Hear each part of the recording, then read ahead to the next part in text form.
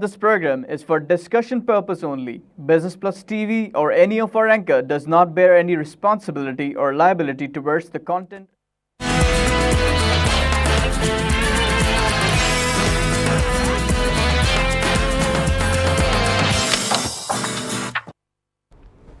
नाज़रीन, welcome to business today. मैं हूं अली नासिर। जिन मौज़ूआत के ऊपर जनाब वाला हम गुफ्तगू करते हैं, मईशत, फ़ाइनेंस, बिज़नेस, इकॉनमी, दुनिया भर की, कुछ पाकिस्तान की भी, स्टॉक मार्केटों के बारे में बात करते हैं, बैनुल अक़वामी मार्केटों की सूरत हाल, मुकामी पाकिस्तान स्टॉक एक्सचेंज की हालात हाज़रा, और इसके साथ साथ डेली टाइम्स की कुछ आम ख़बरें, ऐसी ख़बरें उनमें से इंतखाब करता हूँ जिनको पढ़ने से मेरे पर न जलें। बहुत सारे लोग कहते हैं जनाब वाला आप शेर सुर्खियाँ तो पढ़ देते हैं, लेकिन वो पढ़ते हैं जो कि सियासत से मंसूब ज़रूर हों लेकिन ज़्यादा कंट्रोवर्शियल ना हो, लेकिन उनको कंट्रोवर्शियल बना देते हैं। मेरे साथी मुआविन मेज़बान जनाब जुनैद गुल साहब, उनको वेलकम करता हूँ शो में। पहले वेलकम तो कर लूँ आपको, फिर आप सफाई दीजिएगा। Welcome to the show Junaid साहब। नाज़रीन अस्सलाम वालेकुम, good morning sir. Is a liar, controversy नहीं करता, मतलब just I talk on numbers and facts. अच्छा, चलिए, नहीं तो वो कंट्रोवर्सी ही क्रिएट हो जाती है। Numbers speaks for themselves sir, numbers can not lie. That is the problem with our, फिर कंट्रोवर्सी, इसको कंट्रोवर्सी कहेंगे, कुछ आपकी मर्जी। Numbers can not lie. जनाब सागडार साहब, जनाब खुरम दस्तगीर साहब, जनाब मियां मोहम्मद वाशिर, numbers can not lie, that's it. चलें, numbers can not lie, so tell us about the numbers. कल पाकिस्तान स्टॉक एक्सचेंज के, कराची स्टॉक एक्सचेंज 100 इंडेक्स के क्या सूरत हाल रही? 200-250 पॉइंट नीचे आई थी, इस 32,000 पे still there. I mean it's basically lot of rout from equity market. तो कुछ लोगों ने अपने चलो, स्टॉक एक्सचेंज का आप कहते हो कि आपका इल्म महदूद है, कोई बात नहीं, कम नहीं है, मैं बता रहा हूँ बाकियों से काफ़ी ज़्यादा है, क्योंकि हमारे यहाँ तो लोग ऐसे लोग कराची स्टॉक एक्सचेंज पे तबसरा कर देते हैं। महदूद की बात, मैं स्टॉक मार्केट इसलिए बात नहीं करता कि because I am not the person who can tell that, you know, नीम हकीम खतरा है जहां आप नहीं बनना, कौन सा ले लो, कौन सा बेच दो, मतलब I don't think I am the right person for that. Industry के बारे में जो भी खबर हो, एक मैं वैसे मुख्तसर सा जायज़ा दे देता हूँ, क्योंकि वो एक लाजमी सी चीज़ है, हमें बताना तो पड़ता है। वो दोबारा से बात करूँगा कि अभी कोई एक जगह, कोई एक समत का तयन नहीं हो पा रहा, किसी जगह ये मामला जाके बैठ नहीं रहा, रुक नहीं रहा। ये जो मेरा अंदाज़ा है, मैं आपके सामने रख रहा हूँ। तो ये मसला जो है, या ये पेचीदगियाँ जो हैं, इनको ज़रा सा हमें देख के चलना है। तो इसीलिए मैं नाजरीन को कहूँगा, सरमायाकारों को कहूँगा कि मार्केट के अंदर बहुत देखभाल के कदम रखें। उसकी वजह यह है कि इसका ट्रेंड जो है वो कोई एक ट्रेंड सेट नहीं हो रहा, कोई एक साइकोलॉजिकल बैरियर जो है वो उसके साथ स्टिक नहीं हो पा रही। देखें, अब हम बात कर रहे थे मार्केट की कितनी सप्रेस हो गई थी, आप और मैं ही डिस्कस कर रहे थे। सप्रेस्ड मार्केट थी, बढ़ी, लोगों ने शादियाने बजाना शुरू कर दिए, शहनाइयाँ बजाना शुरू कर दी, शादमानी हो शादमानी, फिर वो साइकोलॉजिकल बैरियर, फिर सिंकिंग, फिर मसला कुछ समझ में नहीं आ रहा, कितने दिन कितनी, तो वो एक जगह एक रुकेगी ना, एक बैंड बनेगा, तो फिर बंदा कहेगा कि भाई अब बैंड बजेगा या फिर खामोशी होगी। एब्सोल्युटली, मतलब या बैंड बजेगा, अब किसका, या मार्केट का बैंड बजेगा, या सरमायाकार का बैंड बजेगा, या वो लोग जो इसमें कमाएंगे उनका, एक वैसे बता रहा हूँ बात। तो इसी का साथ सर आगे चलते हैं, देखते हैं आज आप कौन सी ऐसी खबर है जो फिगर्स एंड नंबर्स की बुनियाद पर इंतखाब करके मैं तो लाएं। एज यूजुअल नंबर से बात करूंगा। Expats remitted 12.7 billion. अगर ये बेचारे हम लोग जो बाहर काम करते रहे, अगर हम लोग भेजने पैसे बंद कर दें तो मतलब it's going to be a big issue for Pakistan economy then, because जनवरी से फरवरी के numbers have increased in terms of remittances, even though Saudi Arabia and the Gulf countries are suppressing because of the oil issue, but still वहाँ से हमारी remittances जो है बढ़ी है, and we are standing at 12.7 billion US dollars as of first 8 months of the fiscal year. अच्छा, यहाँ पर मैं एक अजीब सा सवाल आपसे पूछता हूँ। प्रॉब्लम ये है कि जो मुतवस्सित तबके के लोग, या आप ऐसा समझ लीजिए कि मेहनतकश तबके के लोग हैं वहाँ पर, वही ऐसे हैं जो अपनी फैमिलीज़ को वहाँ नहीं ले जा पाते, तो अपनी फैमिलीज़ के लिए पैसा पाकिस्तान भेजते हैं। जो लोग खाते पीते लोग होते हैं, जिससे हम स्किल्ड लेबर, एजुकेटेड लेबर या प्रोफेशनल आप समझ लें वर्कमैन कह सकते हैं, वो लोग फैमिलीज़ को वहीं रखते हैं। एक बात कर रहा हूँ आपसे, एक बात कर रहा हूँ, बेसिकली जिन लोगों के बारे में हम बात कर रहे हैं वो उस मुल्क के अंदर लो इनकम में आते ही नहीं आते एब्सोल्युटली। यानी हाई इनकम वाले जो लोग हैं उनकी इतनी ज़्यादा रेमिटेंस पाकिस्तान नहीं आ रही है। बात है सेविंग आ रही है, नहीं एग्जैक्टली सेविंग आ रही है ना, जब वो वापस आएगा तो सारे पैसे लेकर आएगा, इस तरह से आप बट मंथली भी लोग भेजते हैं वहाँ से. It's not only the low income people. जो गल्फ कंट्रीज है ना उसमें ऐसा है कि व्हेन यू से families living with them in the gulf, उनके इमीडिएट फैमिली मियां बच्चे और बीवी रह रहे होते हैं, बट जो पेरेंट्स हैं वो डेफिनेटली पाकिस्तान में या किसी और मुल्क में होते हैं, तो उनके लिए वो डेफिनेटली उनके लिए वैसे वालिदैन के लिए हमेशा थोड़े से पैसे भेजे जाते डिपेंड करता है. Good kids as well, I think अच्छे खासे. आई थिंक मगर ओवरऑल जो आप पॉइंट पुट अक्रॉस करना चाह रहे हैं, that is also very true that it's not all worker remittances, it's not all that. It's a lot of other things as well. अगर उसमें कैप लग गया, एंड मैं तो हमेशा कल भी मैं एक जगह कॉन्फ्रेंस में गया हुआ था, बड़ा it was about the mobile money conference in Pakistan. तो मुझे उसमें भी ये एतराज़ है कि सेल्फ डिनायल पाकिस्तान में हर जगह चल रहा है. वो पिछले 5-6 साल से ये कॉन्फ्रेंस में देख रहा हूँ हो रही है, ये मोबाइल मनी कॉन्फ्रेंस जो होती है, मोबाइल बैंकिंग कॉन्फ्रेंस, उसमें वो वही बातें होती रहती है जो पिछले 5-6 साल से, वही प्लेयर्स जो 5-6 साल से मैं देख रहा हूँ, दे आर स्टिल देयर. 5 साल से मैं 3 साल, आई came back 3 years ago to Pakistan. मैंने पहली यार बस वही बात है कि लोग आते हैं, खाना शाना खाते हैं, वो सेम बातें करके चले जाते हैं. Seriously I was very depressed yesterday because I didn't see anything new happening. But इसमें भी यही हो रहा है, इसमें क्या हो रहा है कि वही सेल्फ डिनायल वाली बात है कि ये रेमिटेंसेस जो है सारी वर्कर्स वाली नहीं है. Obviously there are lot of other things as well. चलो खुल के बात कर लेते हैं. वो कहते हैं कि एंटी मनी लॉन्ड्रिंग जैसे लग गई यहाँ पे, तो उसके बाद शायद इस पे भी कमी कट लग जाए, और वो कभी भी जो है ना that x can fall any time, because ये जो एंटी मनी लॉन्ड्रिंग है ये बड़ा इशू बनता जा रहा है दुनिया भर में, with change in world economic situation, with change terrorist situation in Pakistan, in the world, plus the focus that people have and the countries have on terrorist activities now. तो अगर ये कट लग गया उसके बाद ये बड़ी ड्रास्टिकली कम भी हो सकती हैं. But as of now the number says that you know Gulf में Saudi Arabia and UAE are the top countries जहाँ से रेमिटेंस हमें आ रही है. उसके बाद यूके एंड यूएसए हैं जो टॉप 4 कंट्रीज हैं. आपने टेररिज्म का जिक्र किया, एक मिनट में खत्म कर नंबर्स की जो आपने कंप्लीट कर लो उसको. इसमें एक तो ये रेमिटेंस हो गया, उसके बाद हमारा जो पिछले 8 महीने का जो ऑयल इंपोर्ट बिल है ना, उसमें हमने कोई $3.3 बिलियन की सेविंग की है. तो सर $12.7 बिलियन ये और $3.3 बिलियन ये, तो $16 बिलियन का जो है ना हमें फॉरेक्स का अल्लाह मियाँ ने, अगेन आई रिपीट, अल्लाह मियाँ ने फ़ायदा पहुँचा दिया है. तो हमारे रिजर्व्स अगेन $20.5 बिलियन पे खड़े हुए. तो इसाक डार साहब, मियाँ मोहम्मद नवाज शरीफ साहब, this is nothing to be happy about. सिर्फ अल्लाह का शुक्र हमें अदा करना चाहिए, बट आपकी एफर्ट्स अगर बढ़ जाए इसमें, तो यही जो फॉरेक्स है हमारा, या यही जो हमारा वो है, अगर हम एक्सपोर्ट्स अपनी इंक्रीज़ कर लें, हम अपने टैक्स रिफॉर्म्स बेहतर कर लें, तो I think lot a better picture can come out. इसको हम आराम से डबल कर सकते हैं. 20 तो हमारा वैसे ही, 16 बिलियन तो हमारा वैसे ही आ गया ना पहले 8 महीने में. फ्रॉम अल्लाह मैंने ऑयल कम कर दिया, उससे भी फ़ायदा हो गया. रेमिटेंस जैसे भी आ रही है वो, ठीक है जी. तो 16 बिलियन तो आपके वैसे ही खड़े हो गए आगे. अब अगर आप उसके बाद अपने एक्सपोर्ट्स को, जो कि 40 बिलियन का पोटेंशियल है आपका, और आप 25 बिलियन पे भी नहीं जा पा रहे, तो अगर आप वो भी बढ़ा लें तो हम you know where we can go. Sir एक सवाल है प्लीज, और बड़ा मासूमाना सा सवाल है. आपने बीच में टेररिज्म, मनी लॉन्ड्रिंग वगैरह के बारे में बात की. Connected to economy, very very badly connected. Terrorism के बारे में मैं मुख्तसर सा एक मासूमाना सवाल पूछूंगा नाजरीन से भी, आपसे भी. बैरूनी ममालिक के कौंसलेट्स और एम्बेसीज़ जो हैं वो प्रोग्राम मॉनिटर करती हैं, सरकारी एजेंसीज़ और निजी एजेंसीज़ और कुछ हसास एजेंसीज़ भी प्रोग्राम को मॉनिटर करती हैं. शायद मुनफरद आपका एक प्रोग्राम है जो कि दिन में नशर होता है और उनको मॉनिटर किया जाता है.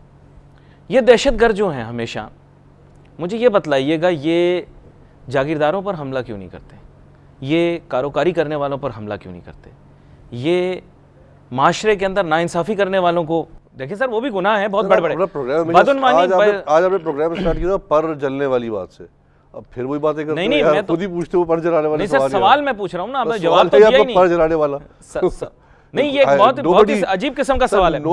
बदउनवानी सर, रिश्वत भी तो गुनाह है ना sir. Can I answer this question in one line? नहीं, मुझे पहले मुकम्मल तो सवाल. In the right frame of mind will answer this question. नहीं, मैं वैसे एक आपसे पूछ रहा हूँ, रिश्वत भी तो एक, मैं किसी और बात नहीं कर रहा था, क्योंकि आपने बोला टेररिज्म इकोनॉमिक्स से जुड़ी हुई है, इसलिए मैं बात कर रहा हूँ. बात ये कि ये दहशतगर्द जो हैं, ये उन पर हमला क्यों नहीं करते? जो लोग नहीं, जो नाइंसाफ़ी तो वो भी कर रहे हैं ना, नाइंसाफ़ियाँ कर रहे हैं, इस्तेहसाल कर रहे हैं, वगैरह वगैरह वगैरह बहुत सारी चीज़ें कर रहे हैं, मजालिम कर रहे हैं, ज़्यादतियाँ कर रहे हैं. उनके ऊपर क्यों हमला क्यों नहीं करते? ये वीआईपी जो घूमते हैं अपने पीछे मोबाइलें लेकर, इनके ऊपर कभी नहीं करते. करते हैं बच्चों पर, मेरी प्यारी पाक फ़ौज पर करते हैं, हमारे इंस्टॉलेशन एयरपोर्ट्स पे करते हैं. ये क्या वजह है? नहीं, सवाल है ना, मेरा मासूमाना सवाल है, आप खुद से पूछें. बात ये, वो दंदनाते जो लोग नाइंसाफियां करते फिर रहे हैं, मजालिम माशरे पे ढाते फिर रहे हैं, माशी इस्तेहसाल कर रहे हैं, कारोकारी के नाम पे मजालिम कर रहे हैं, और पता नहीं कितने लाखों मजालिम इंसानियत के खिलाफ कर, इंसानियत के खिलाफ। सर देखें, मैं बस अब आगे चलता हूँ क्योंकि इससे आगे फिर मेरे पर जल जाएंगे। जल गए ना भाई। नहीं मैंने देखें आपसे एक सिंपल सा सवाल पूछा क्योंकि बात मेरे जहन में ये आती है, जो हमारे मुल्क के अंदर मुख्तलिफ नौइयत की, मैं हमेशा कहता हूँ डिफरेंट डायमेंशंस ऑफ टेररिज्म है, और इस वजह से बात की इसके ऊपर क्योंकि ये मईशत से जुड़ी हुई अमूमन। लेकिन मेरे जहन में सवाल आता है ना, मासूमाना सा सवाल है, it's a very strong link to it. देखिए ना, बात ये कि अगर वो मुफादात के लिए, हक के लिए कोई ऐसी बात करे तो पता लगता है ना यार। एज आई सेड कि मैं नंबर से बात करता हूं सर, मैं आपको नंबर बता दूं। Pakistan before Zarb Azab started, sir this is very important, before Zarb Azab started Pakistan was losing 10.2 billion US dollars annually, 10.2 billion dollars annually because of the terroristic activities and all the things that were happening in Pakistan. यहाँ पर आपको रोकना पड़ेगा एक लम्हे के लिए, रोकना पड़ेगा। मुझे एक छोटी सी ब्रेक पर जाना है, बड़ी जरूरी ब्रेक है, यहाँ पर ब्रेक लूंगा, ब्रेक के बाद वापस आएंगे। नाजरीन, let's take a short break.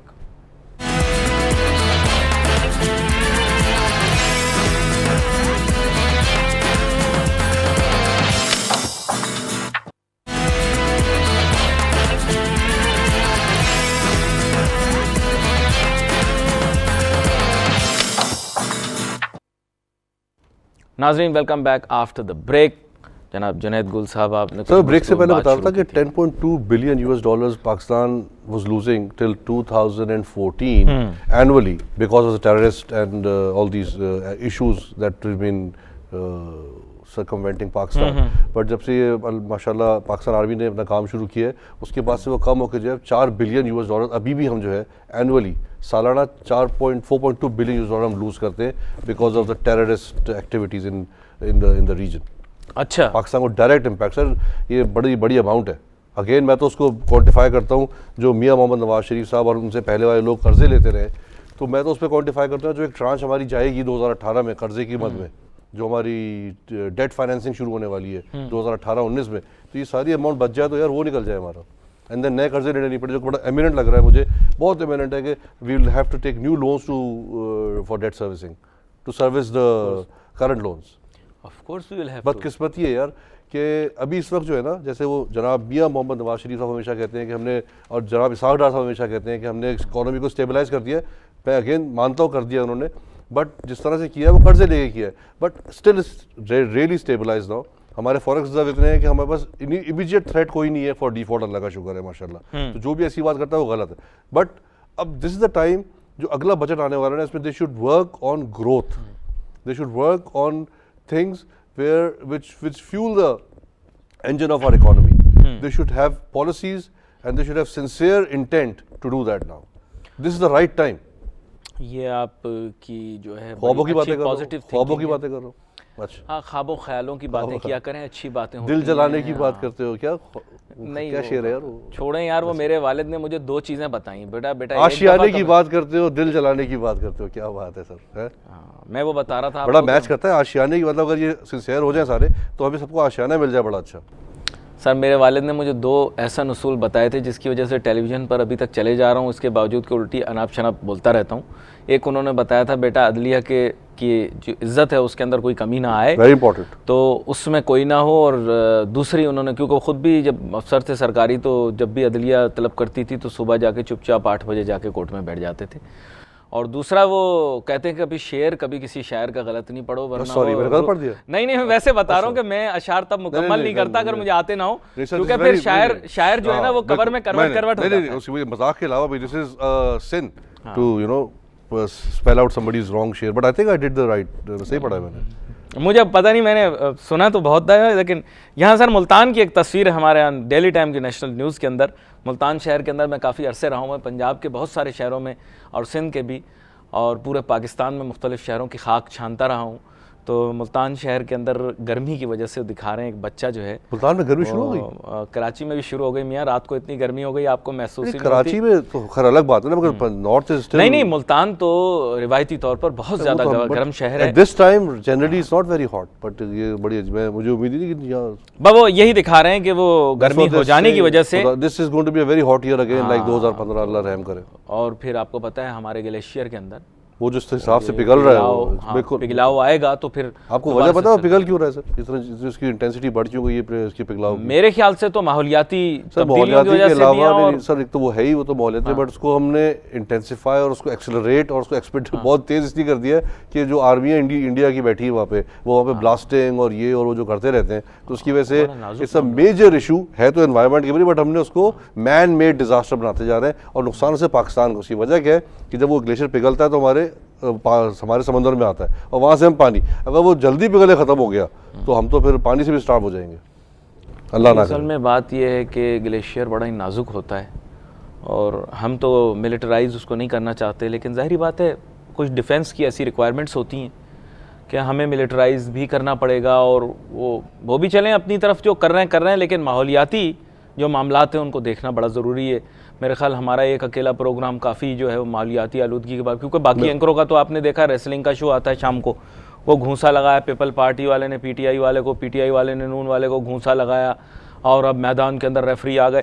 तो जो असल हकीकी मसाइल हैं इस मुल्क के, जो कीमत हमें भरनी पड़ेगी। सब इंडिया से याद आया, इंडिया के जो बैंक्स हैं ना, मुझे एग्जैक्ट ट्रिलियन में नंबर, आई थिंक 3 या 4 ट्रिलियन रुपए के बैड लोन्स हैं उनके, which is really alarming limit for their economy, and it will hamper, what will happen, it will hamper their capacity to give out more loans, which means वो जो make in India manufacturing hub, जब loan ही नहीं दोगे यार आगे तो कहाँ से चलेगा पहिया? देखो सर बात ये है कि इंडिया की मईशत का उतना अच्छा हाल नहीं है जितना कि वो दुनिया को पर उनकी दिखा। आउटलुक अभी भी 7.5% है, which is I don't know why, अभी तक अब तो दो मतलब they should revise it now। गुर्बत भी है, पसमानदगी भी है, माशी नाहमवारी भी है, तमाम मसले मसाइल हिंदुस्तान के अंदर इस वक्त हैं, लेकिन जो बुनियादी मसला वो अपनी जगह मौजूद है कि हम उनसे भी ज़्यादा घटिया कारकर्दगी दिखाकर एक शर्मनाक अमल कर रहे हैं, क्योंकि वो एक कमज़ोर मैं कहूँगा एडवर्सरी है जिसके अंदर इतनी अहलियत और सलाहियत नहीं है,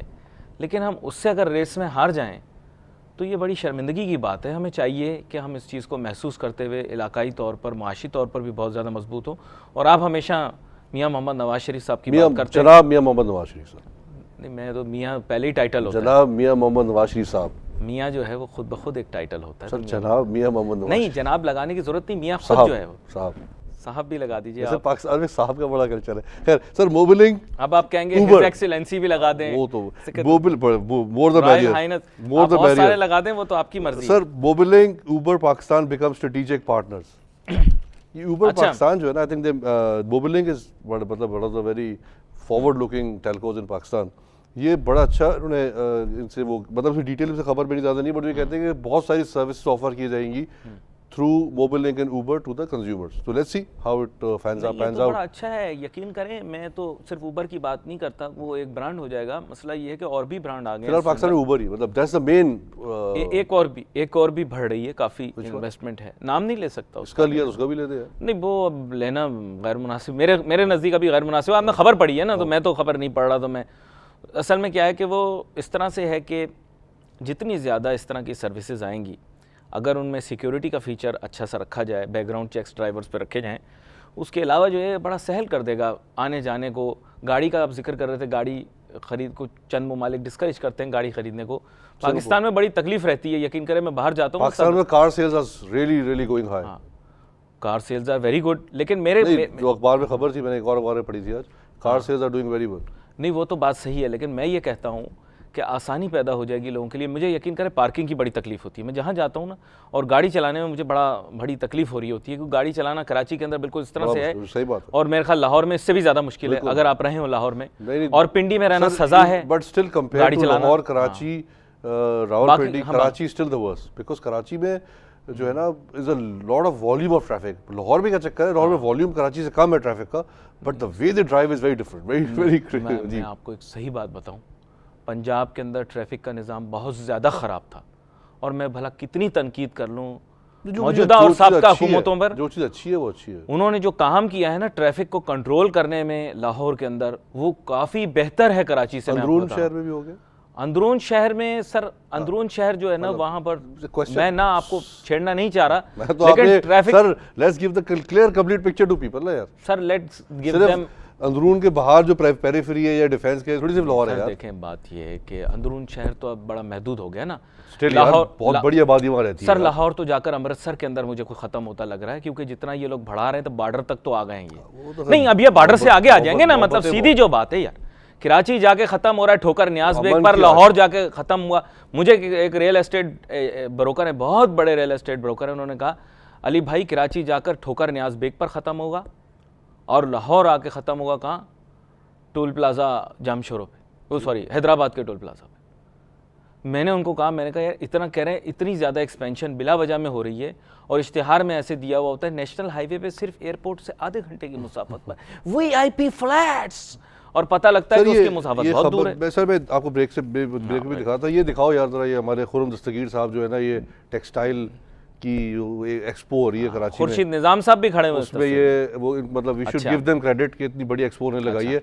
अच्छा मेरा सवाल sir, again coming back to my numbers, love for my numbers, मैं ये पूछता हूँ कि वो तस्वीर वाजे नहीं आ रही, वो कह रहे हैं तस्वीर वाजे नहीं आ रही, वो कह रहे हैं खबर पढ़ के बता। अच्छा वो नहीं, खबर सर सिर्फ तस्वीर लगाई है उन्होंने, खबर है ही नहीं इसमें। सर मेरा सवाल तो ये है कि इस एक्सपो जो करते हैं ये लोग और जो ये सब चीज़ें करते हैं, what is the end result, what is the benefit to the exports, what is the benefit to the industry, what is the benefit to the economy of Pakistan. इतनी जितनी मर्जी एक्सपो लगा लो यार, आके शक्ल दिखा लो, अपने को फ़ायदा कोई नहीं है इसका। ये देखो ना, फिर गलत बात कर दी आपने। मैं बिल्कुल मैंने अगेन नंबर बेस्ड, अगर इसमें कोई नंबर आता है तो मुझे प्लीज़ बता दें यार कि क्या इससे फ़ायदा होगा, सिर्फ ये रैली दिखाने से क्या फ़ायदा होगा यार, please for God sake.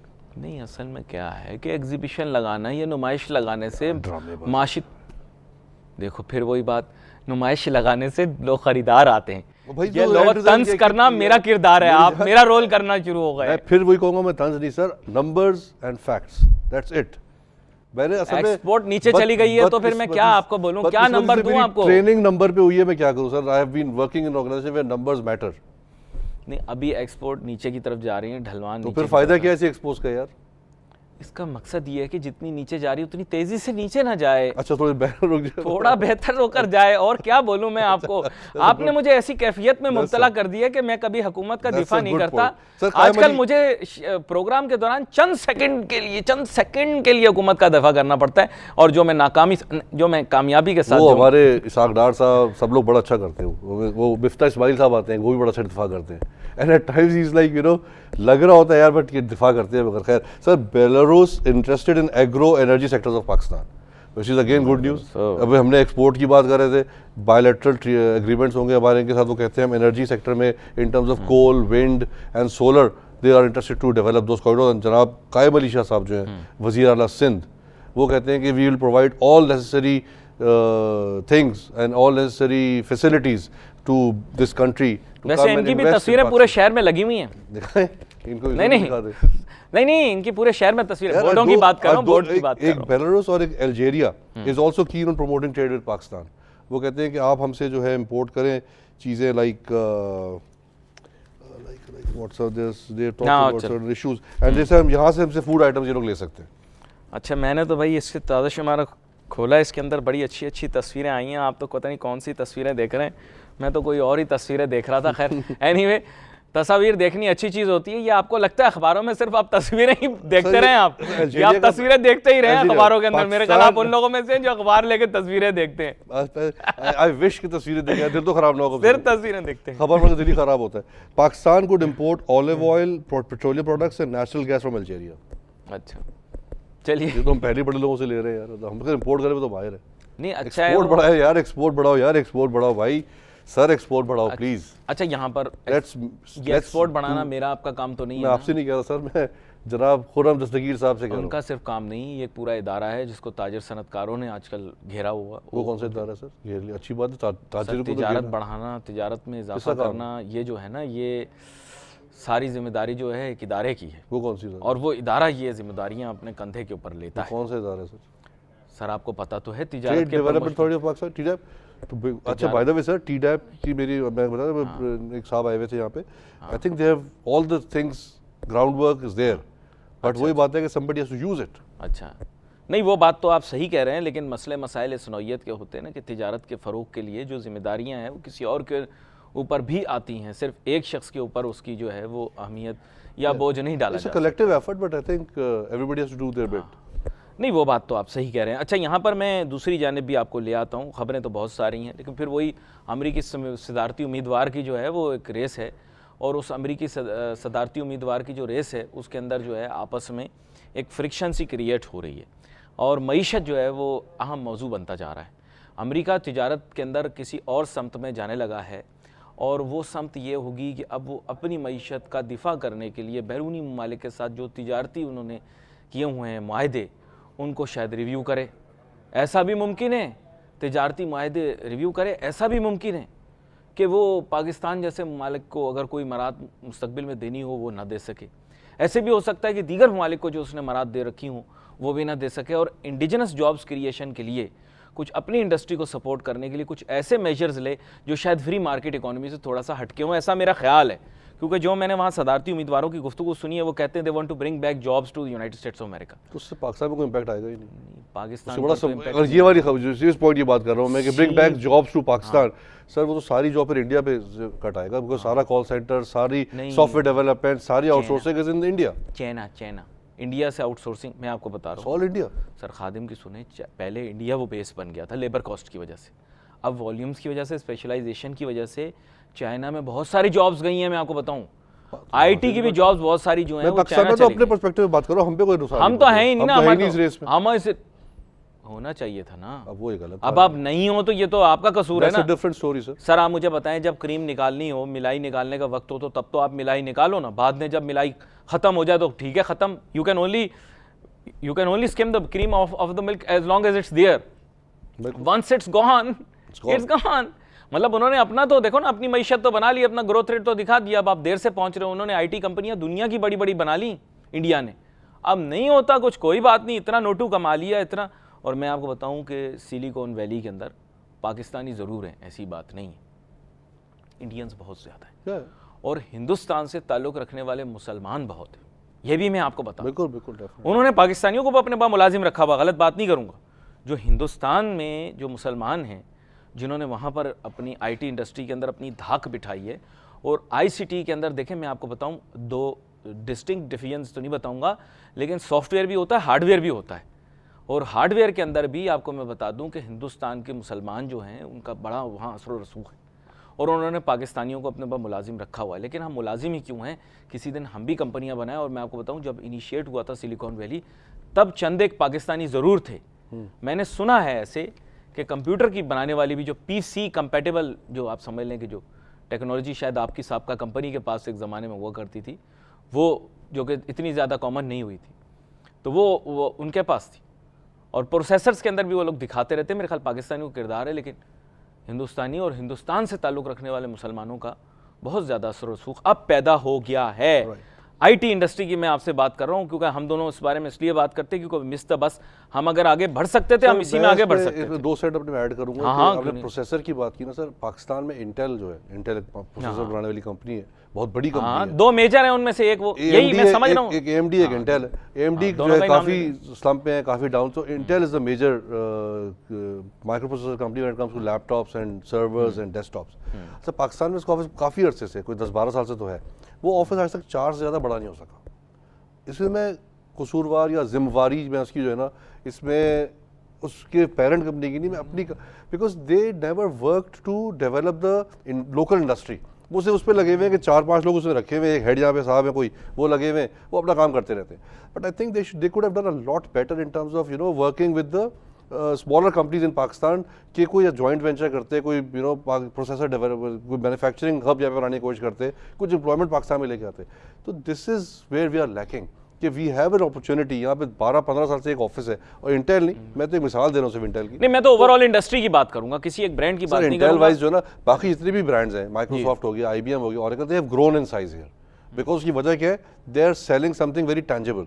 Oracle बेचता है, वो हर जगह यूज होती है डेटाबेसेस उनकी। IBM जो चीज़ बेचता है वो हर जगह, but Intel is something which is not directly saleable to Pakistan. और प्रोसेस यहाँ पे कोई मैन्युफैक्चरिंग पीसीज की नहीं हो रही है, you know what I mean. तो प्रोसेसर किधर लगेंगे? तो what could be the best? The best could be कि यहाँ पे ऐसी इंडस्ट्री डेवलप की जाती कि वो अपनी आउटसोर्सिंग ऑफ मैन्युफैक्चरिंग यहाँ कर देते। नहीं, मैं तो जैसे इंडिया कर रहा है, मैं किसी एक ब्रांड के बारे में बात नहीं करूंगा, लेकिन पूरी इंडस्ट्री के बारे में, पूरी इंडस्ट्री के बारे में आपको बताता हूँ कि मेरे ख्याल से आईसीटी इंडस्ट्री के अंदर बहुत ज़्यादा डेवलपमेंट हो सकती है आज भी, लेकिन मैं आपको अफसोस के साथ ये बात बताऊंगा कि we have absolutely missed the bus. हम जो काम कर सकते थे आईसीटी के अंदर, हमारे बच्चे ज़ाया, खुदा न खास्ता, लेकिन हमारे बच्चों की तालीम जो है वो ज़ाया हो गई। फालतू और फिजूल में हमने कॉर्पोरेट ट्रेनिंग्स को जो है वो समझना शुरू कर दिया कि ये कोई सर्टिफिकेशन है, इसके ऊपर हमने नाच गाने और दीवार से टकरें मारना शुरू कर दी कि फ़लाँ कंपनी की सर्टिफिकेशन ले ली, फ़लाँ कंपनी की सर्टिफिकेशन ले ली, जो कि कॉर्पोरेट ब्रांड या प्रोडक्ट के लिए जो सर्टिफिकेशंस होती हैं उनके पीछे हमारे बच्चे भागते रहे। फ़लाँ आपको पता होगा कितनी सारी हैं, चाहे वो नेटवर्किंग हो, चाहे वो सॉफ्टवेयर हो, चाहे वो डेवलपमेंट हो, इसके अंदर हम लोग ऐसे ऐसी चीज़ों में पड़े रहे, हमारे बच्चे ऐसी ऐसी प्रोग्रामिंग लैंग्वेजेस सीखते रहे। यहाँ पे इंडस्ट्री जो कि डेवलप हो redundant- सकती है, मतलब you can have manufacturing hubs here, आप कहाँ प्रोसेसर बना सकते बनाने हैं? वाले नहीं बना अगर आप लोकल इंडस्ट्री से काम करें तो हो सकता है, व्हाई नॉट? नहीं सर, उसको आप डेवलप करने के लिए That's जिसे what I'm कहते हैं ना, saying. पहले 10-12 फाउंडेशन साल से तैयार वो- करनी वो पड़ती है। वो नहीं किया हम लोगों ने, that's what I'm अब वो saying. नहीं, लेकिन उसके लिए जिस किस्म की फाउंडेशन चाहिए थी वो हमने डेवलप नहीं की ना, मेरा ऐसा ख्याल है। That's what I'm saying as और well. अगले, अब इसका मतलब अगले 10 साल इंतजार करें कि पहले वो फाउंडेशन तैयार हो, हमारी मैन पावर तैयार हो, At फिर least हम। never too late, अभी भी शुरू कर दे, बेबी आगे जाके बन जाए शायद। मैं ऐसा समझता हूँ कि जदीद Instead of not doing anything at all, let's start it now. मैं कहता हूँ कि आसमान जो है वो हद है, sky Yeah, exactly. Is the limit. मैं आपको ये बात बता सकता हूँ कि अचीव तो बहुत कुछ किया जा सकता है, लेकिन अब वक्त हमारे पास जो है वो, और हमारे प्रोग्राम का भी इसी तरह का सिस्टम है। दिल तो बहुत कुछ चाह रहा होता है बात करने को, लेकिन क्या करें, वक्त हमेशा की तरह बातचीत के दौरान हमारे पता ही नहीं लगता वक्त। अच्छा, यहाँ पर नाजरीन हमारे प्रोग्राम का वक्त ख़त्म हुआ चाहता है। जुनैद गुल साहब बहुत सारे मौज़ूआत आज लेकर आपके सामने आए। अली नासिर को भी इजाज़त दें, इनको भी इजाज़त दें, पूरी टीम को भी इजाज़त दें। और सोशल मीडिया के ऊपर हम बहुत ज़्यादा मुतारिक रहते हैं, लेकिन कोई शोशे नहीं छोड़ते। आप चाहें तो हमसे सोशल मीडिया के ऊपर रब्ता कर सकते हैं। बिज़नेस प्लस के ऑफिशियल एड्रेसेस जो होते हैं वो हमारे हर बुलेटिन के बाद आपको दिखाई देते हैं। अल्लाह हाफिज़। Thank you.